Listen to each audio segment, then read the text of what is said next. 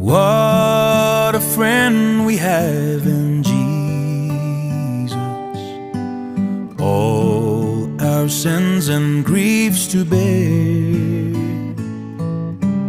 What a privilege to carry everything to God in prayer.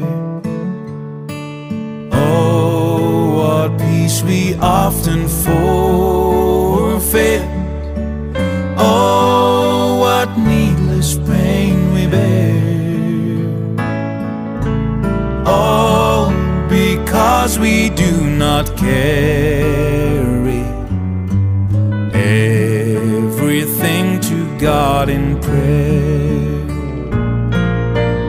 Every trials and temptation,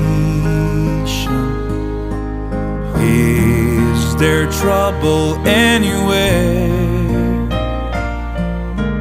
We should never be discouraged. Take it to the Lord in prayer. Can we find a friend so faithful,